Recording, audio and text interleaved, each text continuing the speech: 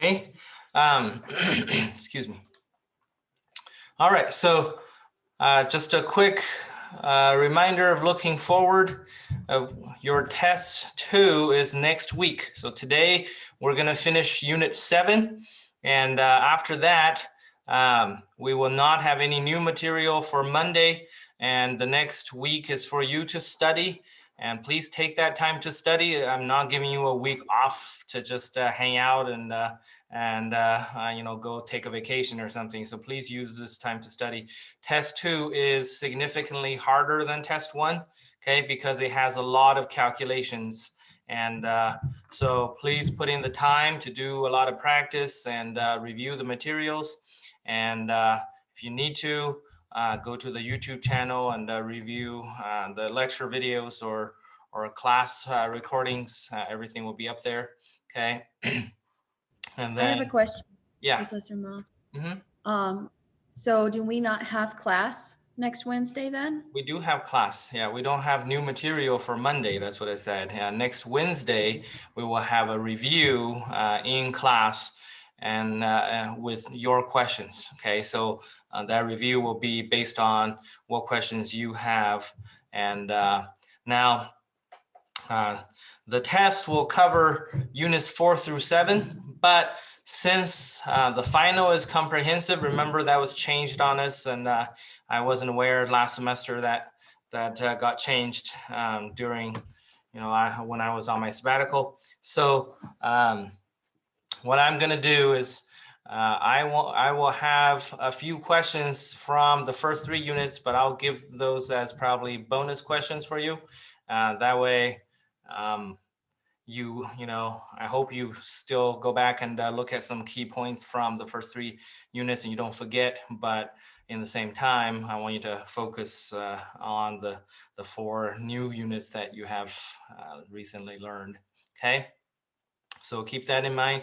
So next week on Wednesday, we will have class as usual. It'll be a review. And as soon as the class is over, your test will open and you have till next Saturday night to finish the test. So you have about 4 days. And okay. All right. Anyway, so the test will be very similar in format to your last exam, except last time I gave you 55 questions and I told you I would count 50. This time I'm gonna wing you off a little bit. I'll give you 53 questions and count as 50, but I might, like I said, I probably will add a few bonus questions from the first 3 units. And if you can answer those right, those will help you out as well. Okay, so that way you don't completely just forget everything you've learned in the beginning of the semester, because you still will need to remember that for the final. Okay. All right. Any questions about that, Jordan? Yeah, with the exam, since you said it's very calculations based, will we be authorized to use a calculator, or will we have to do all of that by hand? No. So what's that? Proctorial will have a calculator available for you to use. It is calculations, but it's not complicated calculations where you're going to need a sophisticated calculator. Right? So the one that comes in, it's not going to be convenient to use necessarily, but you'll have a sufficient tool for you to use. Okay. Okay. And don't forget, you are allowed to have your 3x5 note cards still. Handwritten notes, double-sided. So start working on that as you review this week. Write down what you need to write. I always tell my students, you can write down whatever you need, right? So like, I think I mentioned this before, if you struggle with graphs, draw some graphs. If you struggle with, concepts, write those down. And if Moroni comes to you this week and gives you the answer key, by all means, write it down, right? So I don't care what you write on there, okay? Brother Ma? Yeah. So when we start the proctoral exam, do we have to show you the note card somehow? Or? Show the note card, and since it does have calculations, I would suggest you bring 2 or 3 blank pieces of scratch paper, and then show the scratch paper. Yep, show everything you're allowed to have in the beginning. Okay. Mm-hmm. All right. Okay, so that's about the test, but we still have Unit 7 to finish, and Unit 7 is a pretty important and key unit, and this unit is about fiscal policy. Okay, so up till this point, after test 1, I should say, we've been building up the foundation for the rest of the semester. We talked about aggregate demand, we talked about aggregate supply, and then we put the two together and talked about how how a gap can occur in the economy, which means how we can not be at long-run equilibrium, right? And then we talked about how if we're not at long-run equilibrium, then if we leave the economy alone, it will correct itself. But then last time we said, well, that could potentially take a long time, especially closing a recessionary gap, because that would require people to accept lower wages, and people will resist that as long as possible. So that process can drag out for years. And that means in the meantime, we're going to have a recession for years. So after the Great Depression and especially after World War II, this new school of thought in economics called Keynesian economics kind of took the stage. And Keynesian economics is all about having the government manipulate the economy. And the whole idea is that the government does not only have the ability, but the obligation to step in when the economy is struggling and adjust for different situations. So the two very broad ways the government can manipulate the economy, one is called fiscal policy, the other one is called monetary policy. Now, I want you to understand the difference because now we're in fiscal policy, okay? So fiscal policy is administered by the Congress, or so by either the legislative or the executive branches of the government, right? So either the Congress or somehow by executive order, we can manipulate spending or taxes, okay? Or I should say spending and or taxes can be manipulated to affect the economy. Okay, that's fiscal policy. Monetary policy, which we'll talk in great length after test 2, monetary policies are administered by the Federal Reserve only, okay?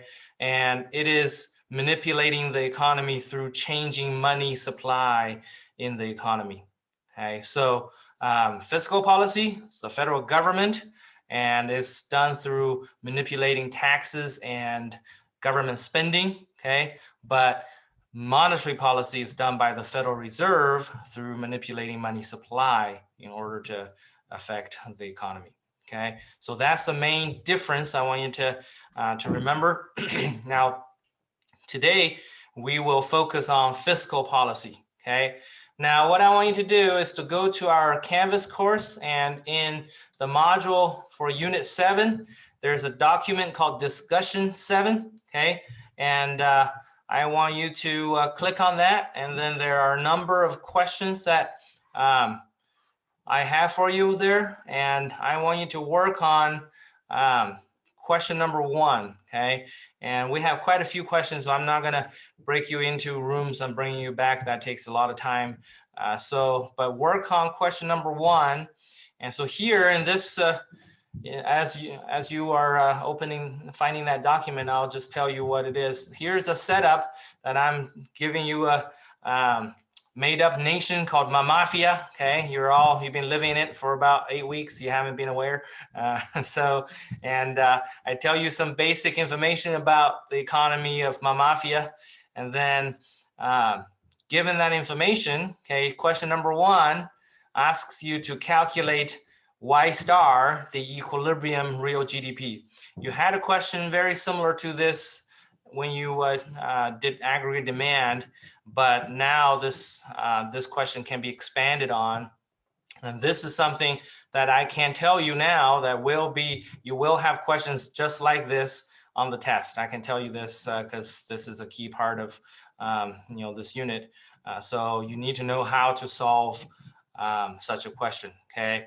And then we'll expand on your answer based on what you've learned since aggregate demand, okay? So go ahead and see if you can figure this out. Given that information in that question, okay, what can you do to calculate the equilibrium GDP? And I'll give you a few minutes, then I'll stop you and we'll work through this together. Okay, but try right now. Don't just wait for me to do it with you. Okay. Yeah. So this is the information in the question, and I expect you to know what all these letters or acronyms mean, right?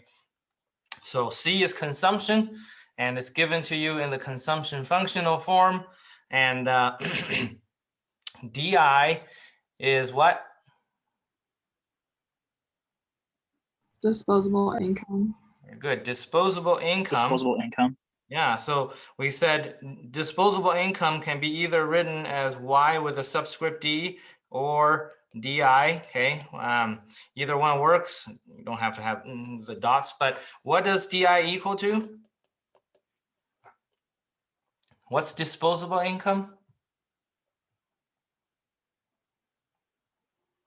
Net income minus net taxes.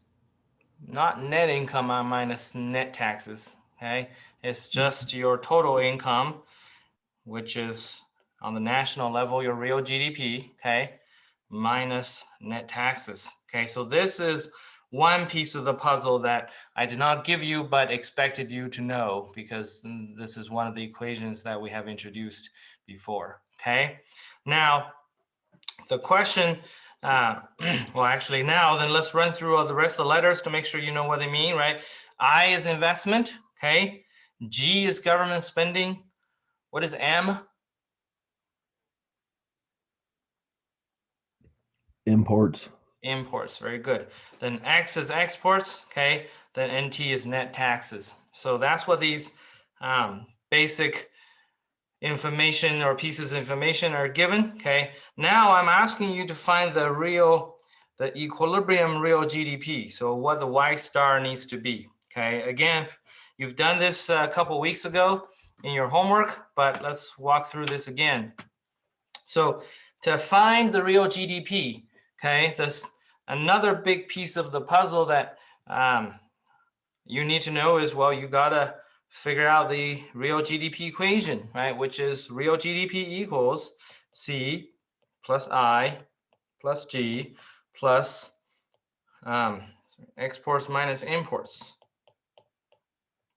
Okay, and this is the real GDP equation that we have done for several weeks now. Okay, if we want to find what Y star is, then let's just plug in everything into this equation. Okay, so on the left hand side of this equation, real GDP, this is all of your aggregate supply, if you will, because real GDP is measuring our production, right? And all the things on the right hand side, we said before, that's your aggregate demand, because that's all the different spendings we have in the economy, right? So this equation really is telling you what Y is when aggregate supply and aggregate demand equal each other. So if you plug everything into this equation and solve for Y, the Y you get will be the equilibrium real GDP, because this equation can only exist when we are at equilibrium. Does that make sense? Okay, because Y, again, real GDP is what we're producing, the aggregate supply side of things. And then C and I and G and net exports are all spending, so which is representing the aggregate demand side of things. Okay, so this equation itself is the equilibrium condition where aggregate supply and aggregate demand equal each other. Okay, so if that's the case, then let's figure out how to plug everything in. Okay, so then we say, well, this equation becomes Y equals C, which is 250 plus 0.75 times, okay, DI, which is Y minus net taxes, and net taxes is 1,200. Okay, everybody with me so far? So I plugged in C, but in the process, I also plugged DI into C. Okay, so I did, DI into C, then C into this GDP equation. Okay, so that's C, then plus I is 700, plus G of 2,000, okay, then plus exports of 1,000 minus imports of 1,500. Okay, I'm running out of room, so I kind of squished it together at the end there. But net taxes is not part of real GDP directly. It's part of disposable income. So that's how that part was included in C. So any questions about what I just did here in this step? Make sense to everybody? Okay. All right, then now you can see what you have is one equation with one unknown. You have a y here, you have a y there, but other than that, you don't have any other letters, which is a good thing, right? Because one equation for one unknown is solvable. You can do that. So let's just solve this, okay? So this tells us the equation is now y equals, let's add up all the numbers. So 250 plus 700 is 950. Plus 2,000 is 2,950, and then this is negative 500, so that's why it does that. Okay, so all the numbers add up to be 2,450. Okay, and then the only thing we didn't add is this part right here because that has a letter in it, so that is plus 0.75 times y minus 1,200. Okay, any questions here? Still makes sense, right? I simply just added up all the numbers, okay? And then the next step, I want to multiply the 0.75 into the parentheses of y minus 1,200. So that is y equals 2,450 plus 0.75 times y, okay? Then minus 0.75 times 1,200. Right? Because when you multiply a number into something in a parentheses, you multiply that number to every term in the parentheses. Okay. So 0.75 times 1,200, this equals 900. I'll just tell you that right now. So 2,450 minus 900 here, we can consolidate the numbers again. So that gives me y equals, okay, 1,550 plus 0.75 y. Okay, I just did 2,450 minus 900 to get 1,550.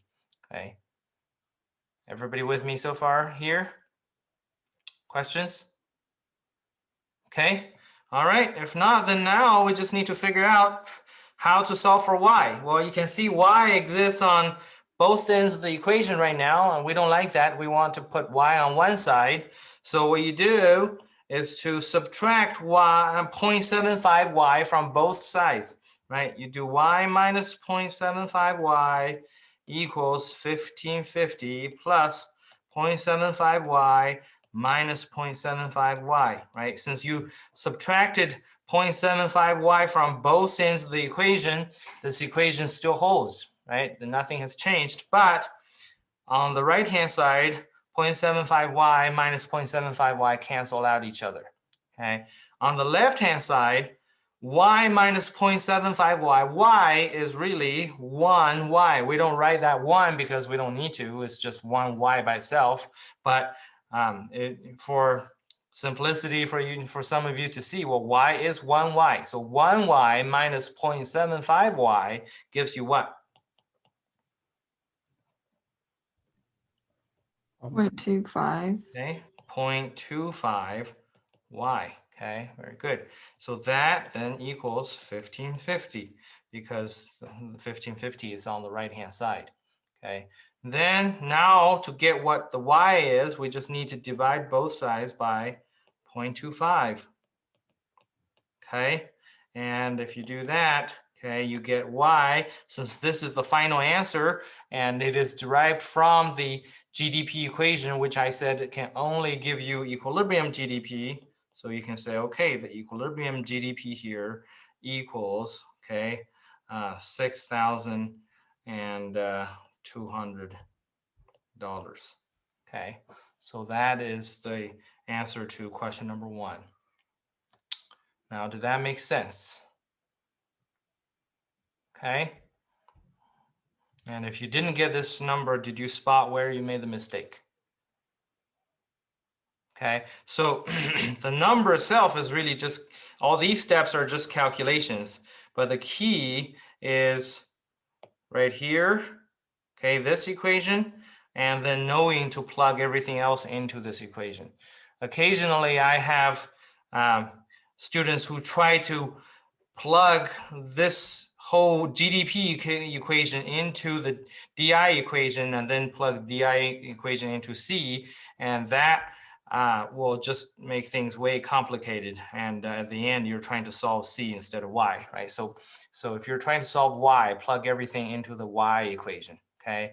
And so here, this question kind of pulls together a lot of the different things you have been learning in the last several weeks. And like I said, you can count on having questions like this on your test. I can give you that much right now. Okay, so you need to know. So furthermore, yeah, it's the disposable income at the end of the equation that tells us that the real GDP will be the equilibrium. no, Does that make the sense? real GDP will be the equilibrium is because you plugged everything into this equation right here, right? This equation we said is aggregate supply equals aggregate demand, really, in its Oh, so it'll only ever equal the equilibrium. right. So any Y you solve Okay. from this GDP equation will only give you equilibrium Y. Okay. All right. Okay. Brother Ma, quick Yeah. question for you as well. Mhm. How again did the 2450 become the 1550 again? So like right above where it's Yeah, 1550 yeah. plus 0.75y, it was Right. 2450 before. Okay, it's because it's 2450 minus 0.75 times 1200, Oh, which is 2450 minus 900. yeah. Okay. Okay, Okay, good. that makes sense. Yeah, good. Yeah. Any other questions? No? Okay. All right. Then let's move on to question number 2 then. Question number 2 says, if the dictator of my mafia, named Broma, okay, realizes that the economy is falling into a recession and the real GDP needs to increase by $600, how much do government purchases need to change to achieve this goal? Okay, so here what I'm saying is you need to increase your real GDP by $600, and I want to do it through changing government spending. Okay, so the question is, how much does government spending need to change to increase real GDP by $600? Okay, so go ahead and take a minute and see if you can figure that out. Do I increase government spending by $600 and that will fix my problem and increase real GDP by 600, or something different? Okay, so think about that and yeah, don't guess. We have equations that you should use, or not equations. We have an equation that you should be using to solve for this. Okay. Hey, Brother Ma, Yeah, go ahead. before you start, I'm still a little bit confused of when you know if the consumption function equals the equilibrium real GDP. The consumption function does not equal equilibrium GDP. The consumption function is just part of the GDP equation, which is C, right? So because C equals the consumption function, and C is right here as part of your real GDP equation. You just need to plug that function in for C, because that is what C equals to. Oh, okay. Consumption. I thought that you said at some point that it was equal to it, and that maybe is what confused me. No, consumption never equals real GDP, because consumption is only a part of real GDP. Okay, there's other things that go in there. Okay. All right. Now, related to this, to solve question 2, sometimes what I have is some students will say, okay, if you want real GDP to increase by 600, then they come back to all this calculation we did, and then they changed Y to 6,800. They increase Y to by 600, and then make G a variable and plug everything else in and go through this complicated process to solve G. And that is not wrong, okay? And then they see how much G has changed. But that is really going through a long process that is not necessary.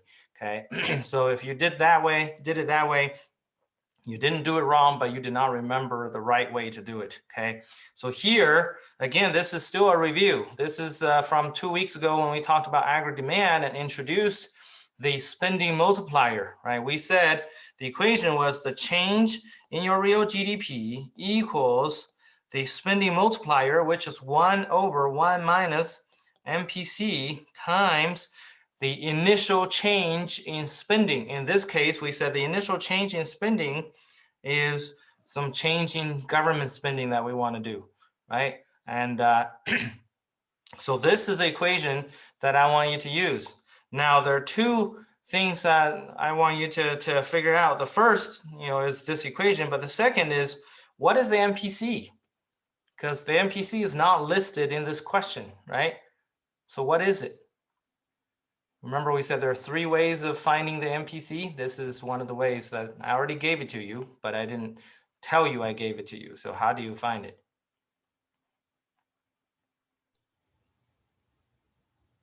I used the consumption function to find it out. It's just the 0.75 right next to the DA. Right, so we said one of the ways is if I give you your consumption function, the number that is between 0 and 1, right before your disposable income, this is your MPC. So your MPC equals 0.75. I already gave it to you because the consumption function is your autonomous consumption plus MPC times disposable income, right? So whatever number that's between 0 and 1 that is multiplied in front of the disposable income in your consumption function is your MPC, okay? So once you know that, then you just need to plug the numbers in. So we know we want to increase real GDP by 600. So change in real GDP is positive 600 because we're not trying to decrease it. If you're decreasing real GDP, then it's going to be negative, right? But here we're increasing real GDP by 600. And then the multiplier is 1 over 1 minus 0.75.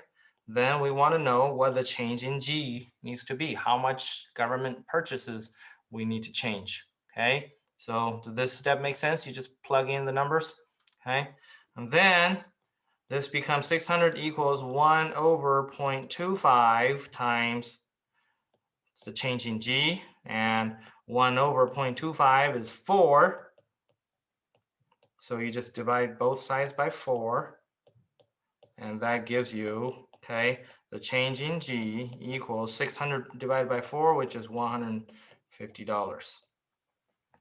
Okay, so to increase real GDP by $600, we only need to increase government spending by 150, and then the rest will be taken care of through the multiplying process, right? And we described before, because when the government spends $150 to buy something, that $150 becomes somebody else's income, and then those people will take the money and spend the MPC part of it, because they'll keep some to savings, but they'll spend the MPC part of their new income, and then that will become somebody else's income. They'll keep a portion and spend MPC of that, and then it just goes on and on. Every time somebody spends part of this money, it creates new demand for production, so that's recorded as new GDP, okay? So eventually the $150 will have this ripple effect of $600 on GDP, okay? Does that make sense? Questions? Okay, so again, this is kind of the reason why this test 2 is quite a bit harder, because you'll have lots of questions like this where you need to not only remember the equation, but then be able to do the calculation without making an error and come up with the right answer, okay? All right, so let's look at question number 3. Question number 3 says, what if Burma wants to achieve the same goal of increasing real GDP by $600 through tax adjustments? How much do net taxes need to change?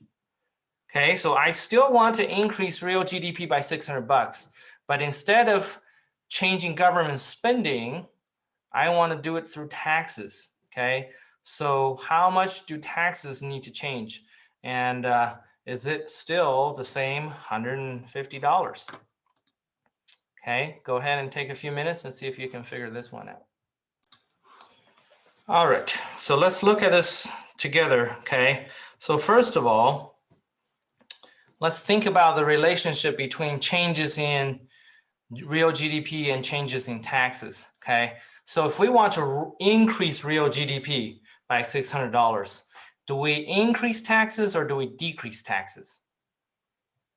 Okay, we need to decrease taxes, right? Because decreasing taxes means people have higher disposable income, right? Because the less the government taxes, the more you have to spend. So when we decrease taxes, people have more money to spend, and then that's going to increase GDP. If we actually increase taxes, that will actually lower GDP. So changing GDP and changing taxes have a negative relationship. So first of all, you got to know that the change in Y, okay, equals the negative of whatever change in taxes that we're going to have, right? So there's a negative sign there. Everybody with me so far? Okay. Now the question is, well, we know that, this equation right here says the change, the change in, actually, let me do it in a different way. We know that the change in Y is the multiplier times the change in spending. Now the question is, well, how much spending change happens when you change people's taxes? If I give people a $500 tax cut, okay, so people get $500 more in income, do they spend all $500? How much do they spend? Do we know the measurement of the proportion that they're actually going to spend?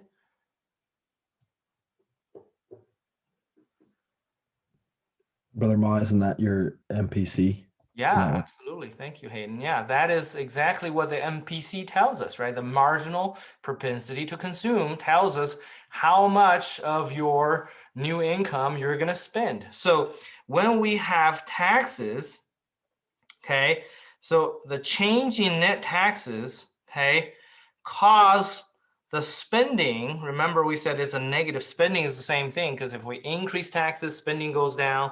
If we decrease taxes, spending increases, right? So the change in taxes will cause negative of MPC times the change, well, sorry, not equals. So okay, hold on. That's not equals. I'm trying to say is negative MPC times the change in net taxes gives you the change in consumption. Brother Mo, Yeah. is this the equation that's like GDP equals change in net taxes times negative MPC over 1 minus MPC? We'll get there, okay? I'm getting there, and you're thinking about the right equation, but I don't think what you said was completely accurate from what I just heard. But when I write it down, you can tell me if that's what you're thinking, okay? But yeah, so the point I'm trying to make is that, when you have a tax change, the change in consumption is measured by negative of MPC times that tax change, right? Everybody with me so far? Because this is really the key portion, okay? Well, if we know that, then we know the change in Y is the multiplier times the change in spending, which is the change in C here, right? And the change in C here, we said, well, then this is negative MPC times the change in, let's just do times since we're using times, the change in net taxes. Okay, everybody okay with how we got here? Okay, and now let's combine the MPC terms all together. So we say this gives you the change in Y equals, okay, if it's 1 over MPC times negative MPC, then you can write that as negative MPC divided by 1 minus MPC, right? That's what this this term I have just circled equals to, okay? And then that times the change in net taxes, okay? So everybody okay with how we got to this point? Abby, you look confused, or at least concerned. You're okay? Okay, all right. So this is the relationship with how the change in real GDP occurs after a tax change. And this piece right here, okay, this is called the tax multiplier. Okay, because it tells you how taxes affect real GDP directly. Okay, so once we have this equation, then we can just plug all the numbers in. And here again, we still want the change in Y to be 600. And we know that equals negative MPC, so negative 0.75 divided by 1 minus 0.75 times the change in net taxes that we need to have, right? So we're just plugging in the numbers into our new equation. Brother Ma. Yeah. Sorry, I was trying to. You lost me when you put the MPC in the place of the 1, and I was trying to figure out where you lost me, so I didn't ask earlier. Okay. So yeah. Go ahead. Go. Oh, when you have a 1 over x times y, that always equals y divided by x, right? So 1 over something times a different thing just makes this thing jump into the numerator. That's the same. So here I just took the negative MPC and put it in the numerator. That's all I did. Okay. That make sense? Thank you. Yep. Okay. All right. So anyway, so once we have all these numbers in, so this is 600 equals negative 0.75 divided by 0.25 times the change in net taxes, and that gives you 600 equals, so 0.75 divided by 0.25 is 3, so negative 3 times the change in NT. And we just need to divide both sides by negative 3, and on the right hand side it cancels out, so that gives you the change in net taxes needs to be negative $200. Okay, because it's 600 divided by negative 3. So this is saying that if we want to increase GDP by $600 through tax adjustments, we need to lower taxes by $200. Okay, you need to give people back $200, and then they will spend 0.75 times 200, which is 150. And when they spend 150, that will increase real GDP by 600. Okay. So here I went through the process so that you can remember, what the tax multiplier is, and remember this whole equation right here. Okay. Now in your appendix for this chapter, it lists other ways to calculate the multiplier, and including, so here we're assuming the change in taxes is in dollars, but what if it's not a tax dollar adjustment, but it's a tax rate adjustment, right? So you're gonna need to know that for your homework questions, but I can tell you that for your exams and etc. I don't go that far because it gets a little bit more complicated. If you can understand the tax multiplier in this case, that's going to be the part I want you to focus on, right? Because the tax rate one is exactly the same reasoning, just more complicated to calculate. So what I want you to understand are the principles, the reasoning behind how things work, instead of necessarily just crunching numbers and whether you can calculate decimal points times decimal points, and that's not what I'm concerned about. Does that make sense?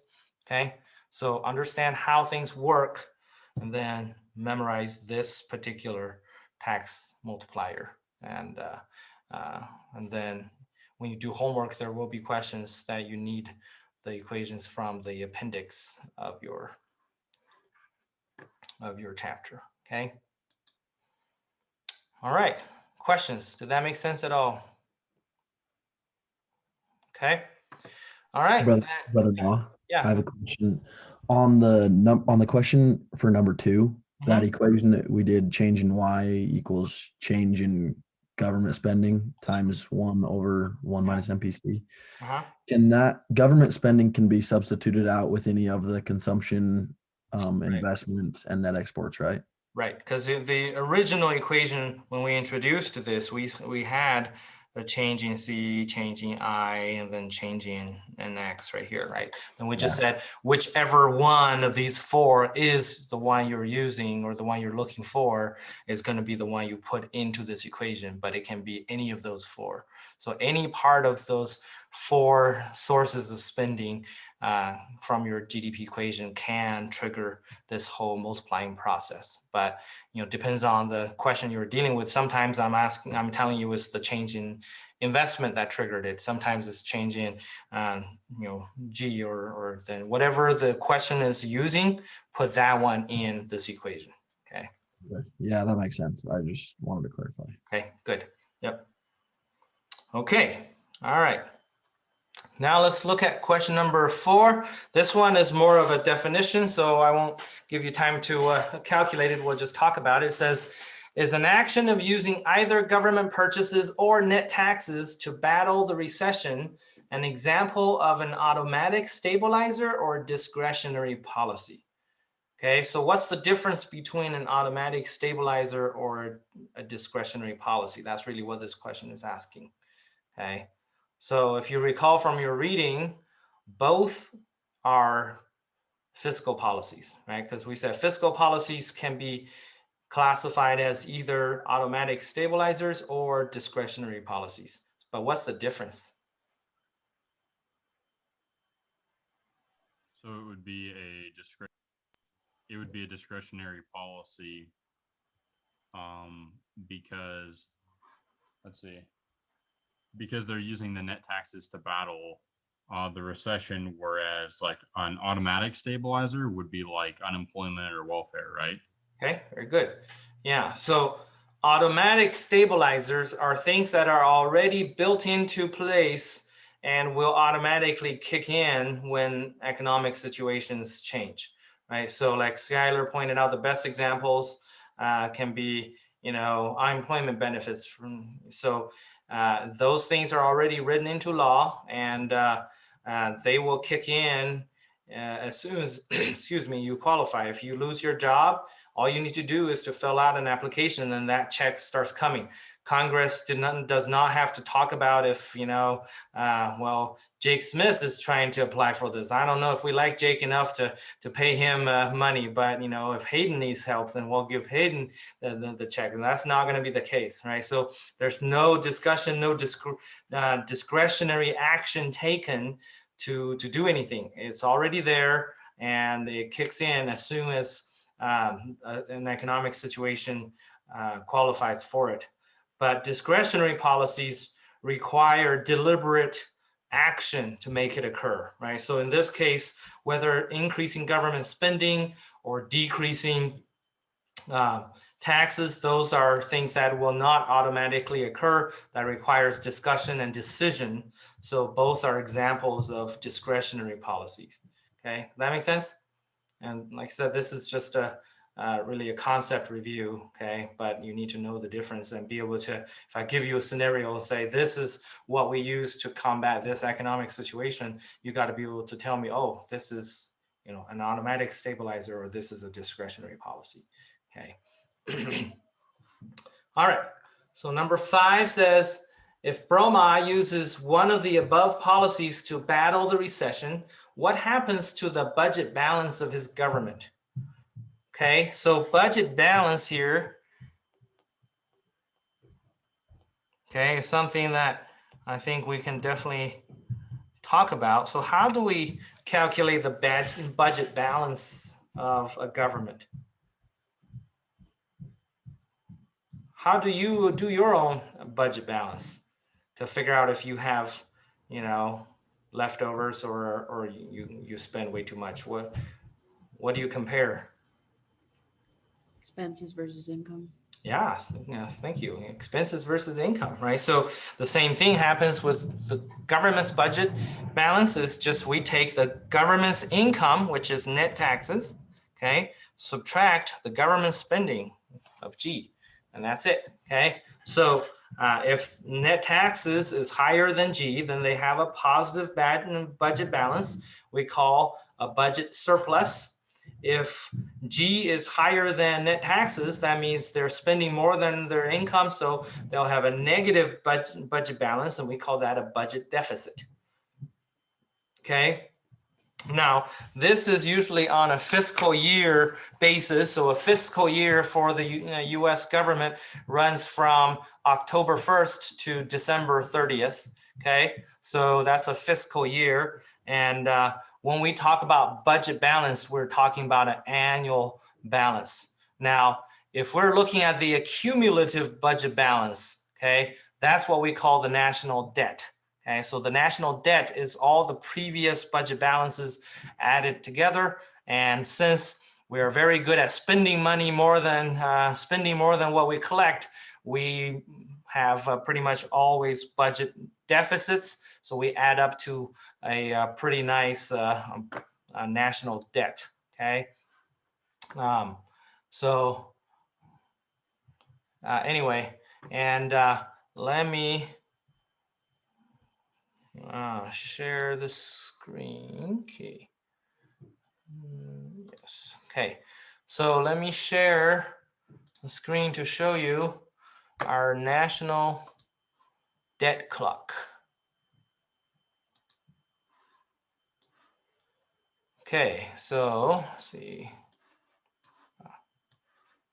Can you guys see it, or can you see the debt clock? Okay, good.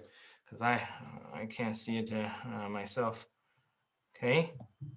And okay, so as you can see, currently we have accumulated over $28 trillion of national debt. Okay, so that's all the previous budget deficits added up together. And you can see every second we add about 33,000 new debt per second. That's how much we accumulate. And that means on average, if we were to pay it off by asking everybody living in the US to pitch in, you have almost $85,000 of debt that your government has accumulated on your behalf. Okay, so now this seems like a lot, but oftentimes, once things go beyond million, once things go into the billions and trillions of dollars, we really don't have any concept of how big that number can be, right? So let me give you an example of how big $1 trillion can be. And then keep in mind that we have accumulated $28 trillion, okay? So let's say that you are starting a business, and you are a very good, capital, or not, I can't call it capital. You're very good at raising funds for your business. And before your business, is open, you raised $1 trillion for your business. Okay, 1 trillion. And let's say that your business opened on the day Christ was born. So 2000 and a little over 2020 years ago. Okay, and your business has been open 5 days a week for the last 2020 years. And let's say that you are a terrible business manager, even though you're really good at raising money. Once you opened, you're so terrible that you lose $1 million every single day that you're open. Okay. And if that was the case, by now you would still have more than 1,800 years to go before you lose your $1 trillion you raised. So you've been losing $1 million every business day for the last 2020 years. You still have another 1,820 something years to go before you can lose your whole 1 trillion. Okay, so 1 million every business day. That's, nearly 4,000 years before you can lose it all. Okay. And now in the last 270 something years, right? Or was it 230, 40 something years, we've accumulated 28 trillion. And the crazy thing is it took us 232 years to accumulate the first 10 trillion. So we hit 10 trillion at the beginning of at the beginning of 2009. And then the next 10 trillion took us less than 9 years. So we went from 10 trillion to 20 trillion in less than 9 years, even though the first 10 trillion took us 232 years, right? And I mean, there's, inflation involved. Money used to be worth a lot more. So, $100 billion of debt was a lot more in value than $100 billion today, but still. And then in, between 2018 and now, in the last 2.5 years, less than 3 years, we've accumulated another 8 trillion. So if Biden's Rescue America bill gets passed, then that adds another almost $2 trillion on top of this. So we will hit pretty much 30 trillion by early this year. And it's already passed in the House, and the Senate, since it's Democratic controlled, I don't think it'll have any problem. So that means in, the first 10 trillion took 232 years. The next one took 9 years. And then the next 10 trillion will take us about less than 3 years.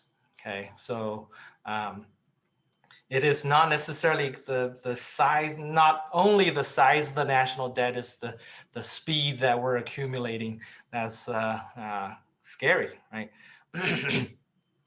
So, okay, but anyway, yeah, and normally before the pandemic hit, our federal government runs usually around almost a $2 trillion deficit. That means, that doesn't mean they spend almost $2 trillion. That means they spend $2 trillion more than the trillions of dollars in taxes that they already collect, right? Because it's the budget deficit, that's almost $2 trillion. And if you do the math, the budget for the federal government is usually, normally before pandemic, is $3-4 trillion a year. So you can, for fun, you can go figure out how much that means per day or even per second to run the federal government in the United States. It's astronomical and scary. So I actually have a question about that. Yeah. So with the deficit and the government going $2 trillion over what their normal budget would be, then why do most governments just raise taxes and tax the people instead of trying to focus on like an energy solution, or like, I know we have big oil reserves and stuff like that. Why don't we just commercialize it and sell it instead of raising taxes? Well, actually, so good question, right? But overall, if you look, we don't usually raise taxes. I mean, there have been tax increases here and there, but at least when it comes to income taxes and et cetera, there's always a lot of resistance to raise taxes, right? So our solution has been to just borrow more and more and more. And in fact, excuse me, now like almost 20% of our federal budget every year is devoted to paying interest on our national debt. Our federal government does not pay down the debt. They do not pay the principals down. They just pay the interest. They just make interest payments.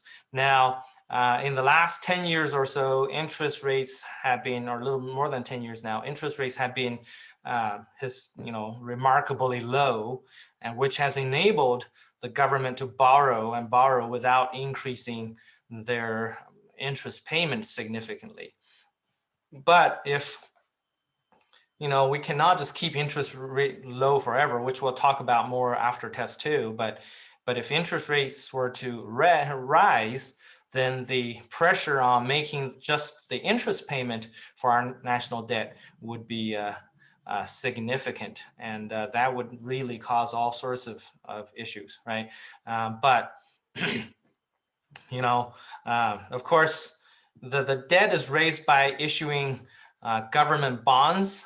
Government bonds are called securities, and a bond is an IOU, right? You say, give me this much money, I promise to pay you back in this time with this much interest, and that's what a bond is, okay? And the government issues short-term bonds from like 1 month, 3 months, 6 months to long-term bonds. The longest bonds we offer is 30 years. And about a couple years ago, some Congress members were saying, hey, we have a lot of debt that eventually we need to pay. And we don't like that, right? Because that's going to be a lot of money to pay out. So their solution was, well, why don't we issue 100-year bonds, right? And why do we have to pay pay the debt back in 30 years? Let's do a 100-year bond. It's like, why don't you do 10,000 years? That's going to take care of it forever. So, but anyway, that did not get passed, but it just kind of makes you see the interesting thing about how politicians solve the problem, right? So we're now our Constitution requires that we have a limit on how much debt the federal government can borrow. And we've hit that ceiling, that debt ceiling many times. And now the initial intention was that the government would control their actions and not overspend. But the actual solution has been that once we got close, we just raised the ceiling. Like Congress will vote and say, we can change the law. We just raise the ceiling, and then now we can borrow more. So we've raised the ceiling over 40 times throughout history to accommodate more and more borrowing, okay? But anyway, any other questions or comments about your national debt? Okay, so let's talk about the three what do we call it? They're philosophies of running a government budget. Okay, so wait, did I talk about that in the video? I can't remember. Yeah, you did. I did? Okay. All right. Never mind. Then we won't talk about it. We'll just review it really quick, right? So you have the annually balanced budget. The problem there is that then in a recession, the government will have a smaller income, and then an annually balanced budget means they have to cut spending. Well, when you cut spending in a recession, you're making things worse, right? So that's not very practical. And then we have the cyclically balanced budget, which means then over a business cycle, you balance the budget. That gives the government the ability to spend more and get into debt during a recession and stimulate the economy. But then during the economic expansion, what that requires the government to do is to raise taxes or cut spending and get a budget surplus to pay off the debt. But unfortunately, the politicians don't have that kind of incentive to do what's required. So we adopted the third kind, which is called functional financing, which means spend whatever you want to please your voters. So politicians really don't do what's best for the country. They really do what's best to get them reelected. The incentives are just not lined up there for them to do what's good for the country. And occasionally you have one that comes along that tries to do that, and then they get shot down really quick and kicked out of the Congress for not playing ball, right? So, but anyway, so during a recession, right? So like the case we have with Ma Mafia being in a recession, and we said, your dictator Bro Ma wants to raise real GDP. So either decreasing taxes or increasing government spending, or we can take a measure of both, okay, decreases your budget balance, right? Because either you have less income for the government or you spend more money for the government, and either way your budget balance will decrease. So like the current situation we have, all these policies, the Rescue America bill will increase our budget deficit, and of course make our budget, make our national debt higher, right? So, so that is kind of the consequence of running these expansionary fiscal policies, right? That's what we call them during a recession, right? If you have an expansionary fiscal policy, which is lowering taxes or increasing government spending or a combination of both, then your budget balance will inevitably decrease. So now if you ever hear another politician say, I will cut taxes, increase welfare and government spending, and balance budget all at the same time, that's completely bullcrap, right? So don't buy that. It's an impossible triangle to reach. You cannot do all three at the same time. Okay, and so, but the politicians also realize that 70% of U.S. adults have never been to college, and out of the 30 that have been to college, probably less than half have taken an econ class to understand this. So that means 85+% of the voters are easily manipulated. They can say stupid things that don't, that seem to make sense, and people will go, yeah, that sounds great. I like lower taxes and more money spent on me, and lower national debt. I'll vote for that guy or that girl, right? Doesn't work that way. Okay. All right. So, but anyway, any questions, comments about our national debt and stuff? No? Okay. Then question number 6 Brother asks Ma, you about, yeah. where is the debt coming from? Like, who do we owe this money? Oh, that's a great question. I forgot to address that. Yeah. So, little over 50% of our national debt is held by Americans, either individuals or companies. Okay, so anybody can buy the government securities or the bonds that the government issues. And a little over 50% is held by American entities and American citizens. 40-something%, close to 50%, is held by foreigners. And that's the part that we actually care about, right? Because if a bond is held by somebody in America, even though the government still needs to pay back, but that money will stay in the US and continue to circulate in the US economy. What it is a transgenerational, or I should say it's a generational transfer of wealth, right? So if your grandparents, for example, buy a 30-year bond, a $50,000 30-year bond, and then give it to you 30 years from now, you collect that money, okay? Then what's happening is that they're giving up spending $50,000 now to give you $50,000 to spend 30 years from now, right? So it's a generational transfer of wealth within the economy, and it's really not that big of a concern. But if it's held by foreigners, that is when the money will eventually have to be paid to a foreign economy, and it's gone from circulation in our economy. So that is bad. Now, that being said, the whole argument of, if China were to sell all their debt, then that would cripple us. That's also not valid because, first of all, China only holds about 8-9% of our national debt. Is not, the majority or even a super big significant chunk. But second of all, the reason other countries like China buy American debt is because they know that they trust America will continue to grow and be able to make payments, right? If they don't trust us, they wouldn't buy our debt. So it's part of their wealth and portfolio. And, to assume somehow China would just sell all the debt at once in order to hurt America, remember, that is them hurting themselves as well. A significant chunk of their national wealth would be trashed if they were to do that. And so I always tell my students that's kind of like cutting your arm off in a fight just to spray blood on somebody's face, and just doesn't make sense, right? So So the concern about that is really not that big of a concern. Now, the real concern is whether we will accumulate too much debt that we will no longer be able to even make the interest payments. And then that would get ourselves into trouble, financial trouble.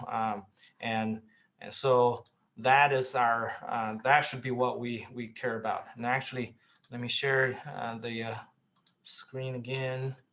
So then, since 50% of our debt is held by foreign countries, then is there any possibility, like theoretically, that, for example, like let's say, I don't know, let's say France holds half of our national debt.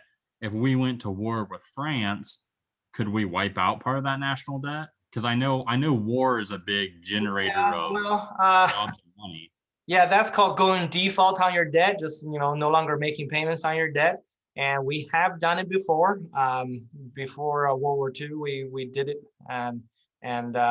Now, theoretically, you can do that. But what that does is then that will also wipe out your credibility of, making payments. So nobody will want to lend you money anymore. And that can get you in trouble because, we don't have the discipline and we don't have the incentive set up for the politicians to do what's right.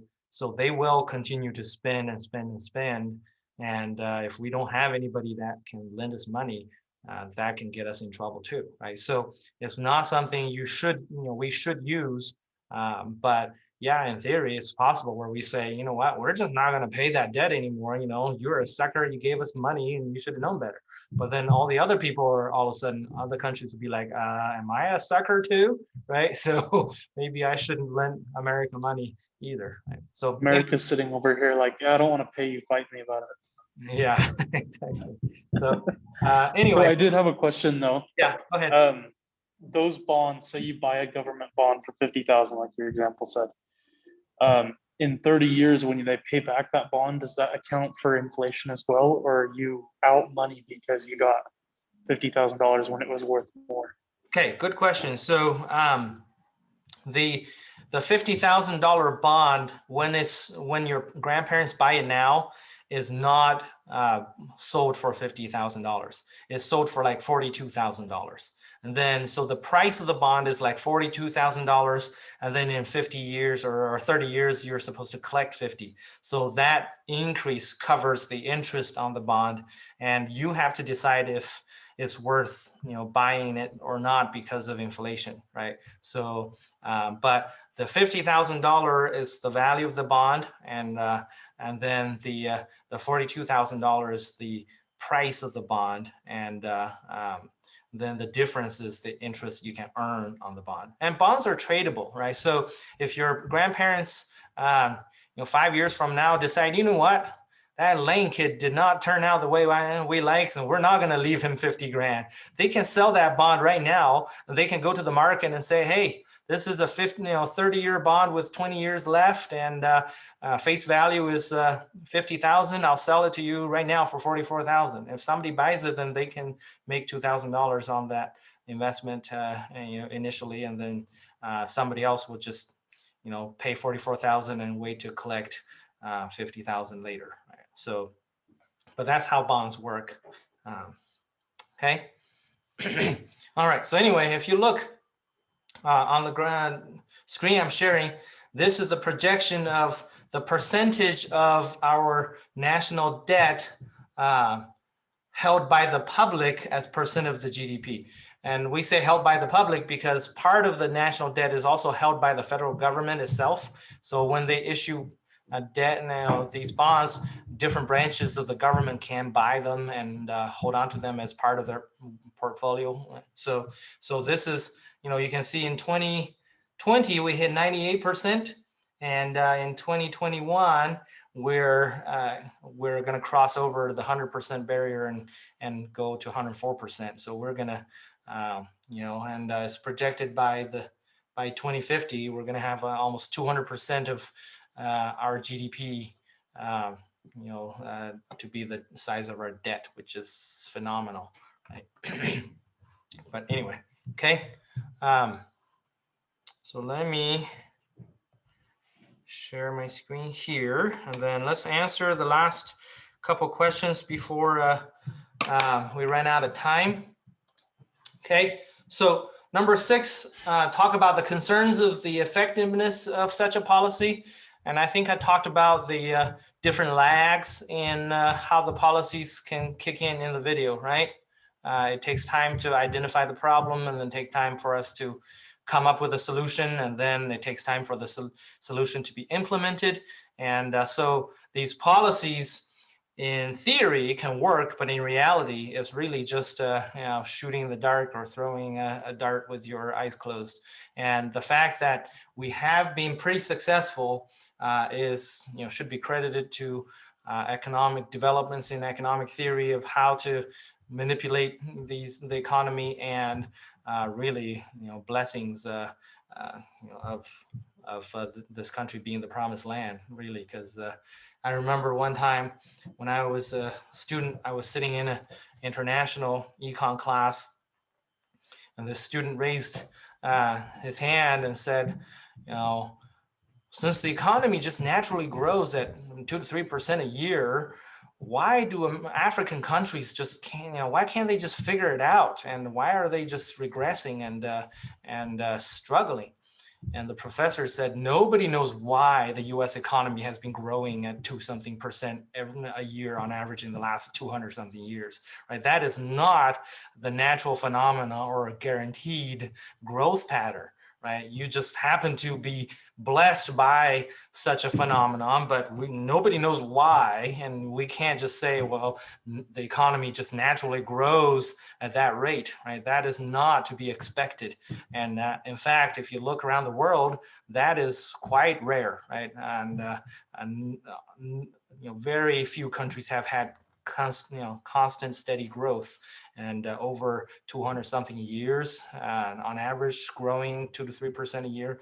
That's nearly unheard of. So, to me, that's the evidence of this country being special and blessed. But also remember that it's conditional upon our faithfulness, right? So don't give up, and continue to be faithful, because I don't want to live in a country where the economy shrinks over time more and more. All right. Okay, so we already talked about number 7, about consequences of accumulating a lot of debt. Okay, that we had a brief discussion. So let's look at the last question, which is saying graphically illustrate the effects of the change in G using the ADAS model. Okay, so then they said, don't worry about the scale, like, how big the numbers are and etc., but more the direction. Oh, that's a terrible line. So what we have talked about here is that we had a, I can't draw vertical lines today. We had a recessionary gap, and then we needed to increase our GDP to close it, right? So that means initially, okay, our short run equilibrium, okay, short run equilibrium is where your short run AS curve and AD curve cross each other. So this was your Y1, and we said Y1 was 6,200. So even though it's not at our Y star, and we know that to be $600 higher, okay, and 6,200 is still at equilibrium, because that's where our aggregate demand equals our short run AS, short run aggregate supply. So there's no problem there. Okay, short run equilibrium. However, we do have this $600 recessionary gap. Okay, so that's how we started with our economy, right? Then we said we wanted to increase in G. So as you increase G, okay, that increased the aggregate demand. And so I should say increase G by $150. And once you did that, your aggregate demand shifted to the right, okay, and bringing your real GDP to 6,800 where it's supposed to be. And then as a result of this action, your price level can be expected to increase as well. Okay, so the key difference between using either a monetary or a fiscal policy and leaving the economy alone is that if we leave the economy alone, we said it is always the short run aggregate supply curve that will shift to close the gap. But if you use a policy, okay, you are affecting aggregate demand, you're shifting aggregate demand, because you cannot make producers to produce more without the market, demanding it. But you can say, I will buy it. I will be part of that additional demand and buy it, or I will give people more money through tax cuts so they'll buy it, right? So, so whenever you use policy, you are shifting aggregate demand. Now, your book does talk about the supply side economics, where there are policies geared toward the supply side, but those are very rare and often proven to be ineffective. So for the purpose of your questions and your knowledge for this class, just whenever you see a policy, remember it's shifting your aggregate demand curve, okay? All right, we are out of time. Any questions before you go? Okay, then please go